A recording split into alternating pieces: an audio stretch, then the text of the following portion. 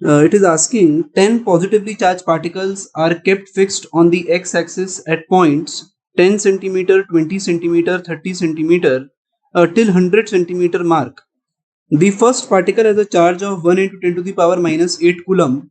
The second one is having a charge of 8 into 10 to the power minus 8 coulomb. The third is having 27 into 10 to the power minus 8 coulomb, and so on.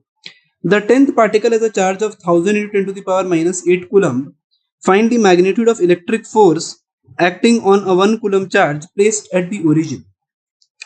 So for this particular question, we first of all draw an x-axis. As such, there is no need of drawing a y-axis, but we are drawing a y-axis just to locate the origin. So we say this is a y-axis and this is our origin where the charge is placed. Now the important points in the question is a 10 centimeter mark, 20 centimeter mark, 30 centimeter mark, and at a far away point, 100 centimeter mark. Now the charges which are placed at these points are 1 into 10 to the power minus 8 coulomb, 8 into 10 to the power minus 8 coulomb, 27 into 10 to the power minus 8 coulomb, and over here 1000 multiplied by 10 to the power minus 8 coulomb. So these are the charges that are placed at these points, and a 1 coulomb charge is placed at origin, at which the total force is to be determined.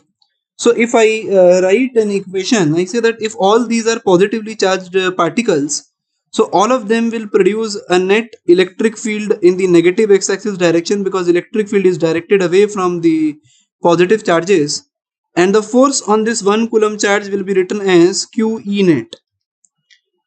Now since this charge is equal to 1 coulomb, so the force will become equal to E net, because Q is equal to 1 coulomb. So now if we substitute the equation for E net, let us frame an equation for the net electric field. So the net electric field can be written as E net can be written as for the first charge we write it as K into 1 into 10 to the power minus 8, that is KQ, and the separation is 10 centimeter. So we write it as 10 by 100 whole square. So it is KQ by R square. For the next charge, I write it as K multiply by 2 into 10 to the power minus 8 upon the distance is 20 centimeters. So we write it as 20 by 100 whole square. For the next, we mention it as K into Q, that is 27 into 10 to the power minus 8, and the distance from origin is 30 centimeter. So we write it as 30 by 100 whole square, and it goes on till we finally write for the 10th charge, that is K 1000 multiplied by 10 to the power minus 8 upon the distance is 100, so 100 by 100 whole square.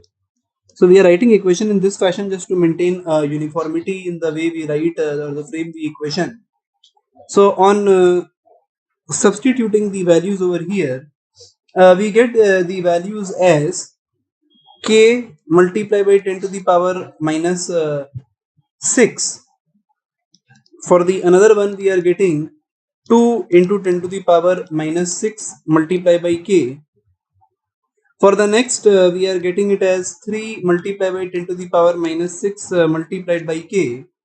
And then finally, for the 10th one, we get 10 multiplied by 10 to the power minus 6 multiplied by K.